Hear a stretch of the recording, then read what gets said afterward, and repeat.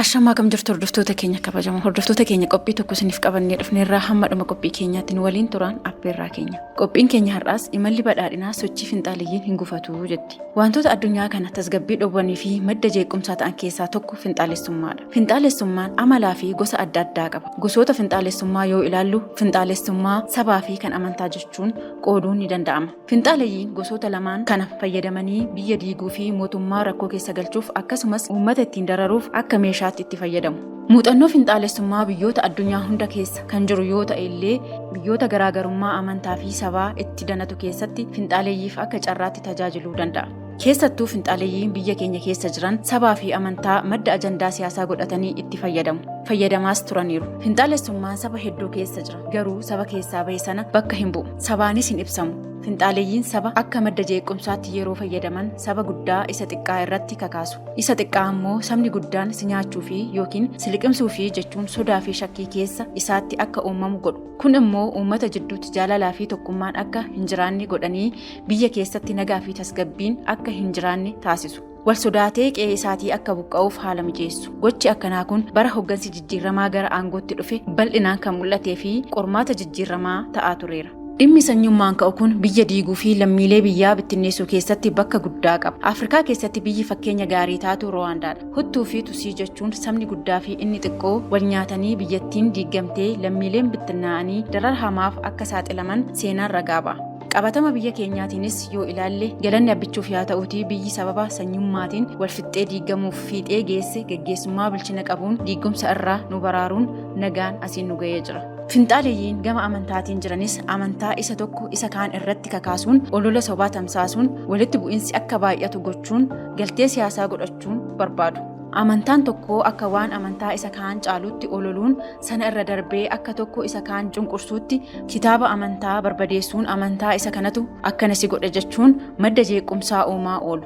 Kanaanis mootummaa dhiphina keessa galchuun uummata nagaa fi qulqulluu irra miidhaan akka gahu gochuun hojii isaanii itti milkeeffatu. Muuxannoo kana barbaacha biyya biraa deemuun nurraa hin eeggamu. Dhiyeenya kana magaalaa Gondoritti jalqabamee osoo oolee hin buliin magaalaa waraabee gahee manneen amantaa barbadeessuu irra darbee lubbuu lammiilee qulqulluu galaafatee seenaa gadhee galmeessisee darbeera. Gochi badii finxaaleeyyiin amantaa da'oo godhatanii kaasan kana osoo abbichuun jabaatee bakkatti deebisuu baatee guutuu biyyattiitti babal'atee biyya nu harkatti diiguun isaa waan hin oolle ture.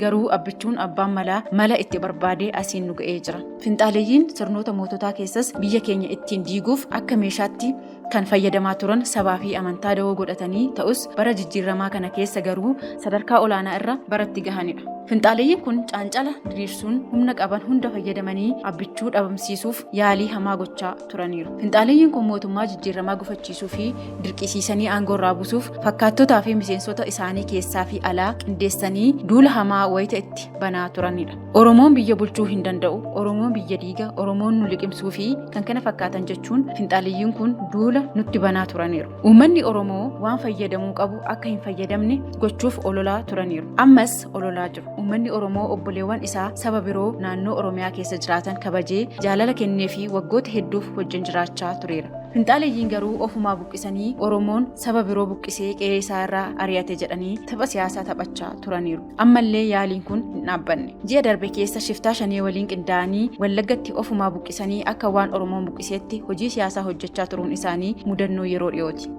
Qacceen ofumaa garafee ofumaa iyya jedhama mitiire. Finxaaleeyyiin biyya keenyaa ofumaa ajjeesanii ebeelutu ajjeese ofumaa buqqisanii mootummaatu buqqise jechuun ajandaa godhatanii jiru. Uummata Oromoo taranyaa jedhanii faayidaa hiree fi seerri eeyyamuufillee akka hin fayyadamne gochuuf dursanii suukkanneessuuf yaalaa turaniiru. Manneen barnootaa magaalaa Finfinnee afaan Oromoon barsiisuun hin qabani. Faaruun Oromiyaa faarfamuu hin qabu. Alaabaan Oromiyaa magaalaa Finfinnee keessatti mul'achuu hin qabu. Barreeffamni afaan Oromoo barja manneen barnootaa magaalattii irratti barreeffamuu hin qabuun ilaalchonni jedhan ejjennoo garee finxaaleeyyii kanaan akka ture ni yaadanna. Sababa kanaan adeemsa baruu fi barsiisuu manneen barnootaa magaalattii gufachiisuuf yaaliin ture akka salphaatti kan ilaalamu miti. Murni jibbaan machaa'e kun hanga manneen barnootaa humnaan seenee alaabaa buusuu faaruu afaan Oromoo dhaabsisuutti gahee ture. Dhimmi daangaa bulchiinsa magaalaa Finfinnee fi godina addaa naannoo Finfinnee wal qabatu irratti mormii fi falmii hamaa gaggeessaa jira. Faayidaan qonnaan bulaa Oromoo mirkaneessuuf sochiin godhamaa jiru gufachiisuuf olola hamaa gaggeessaa jiru. Uummanni Oromoo qe'ee isaatti orma akka ta'u gochuuf haalli ture hamaadha. Dhimmi magaalaa Finfinnee nuyiin murtaa'a jechuun Finfinneetti abbaaf gochuu yaaluun ni mul'ata. Murtee murtaa'u hunda nuti beekuu qabna. Wanti hundi beekamtii keenyaan qofa ta'uu qaba jedhaniis qoosuu hin dhiisne. Kan biroo haafuutii magaalli Finfinnee kantiibaa seeraan aangoo irra jiru humnaan buusanii aangoo qabachuuf baala adaraa jedhanii garee shiftaa ijaaranii humnaan magaalaa Finfinnee bulchuuf qabsoo cimaa gochaa turuun isaanii seeraan turuun isaanii seenaa yeroo dhiyooti. Walumaa galatti duulli uummata Oromoo irratti finxaaleeyyiin baname hamaa ture. Ammas hin dhaabanne. Abbichuu busheessuun maqaa gurraachessuun hanga sabummaarraa mulquutti qaqqabanii turan. Abbichuun garuu ololaa fi duula isaaniif gurra osoo hin kenniin bilchinaan gocha isaanii diigaa sibiila garba buute taasisee jira. Ammi isaa fi gosti isaa wal haa caalu iyyuu malee finxaaleeyyiin sabaa fi sablammii hunda irratti naannolee biyyattii hunda keessatti gocha badii biyya diiguu hojjechaa turaniiru. Ammas gocha badii isaanii akkuma itti fufanitti jiru.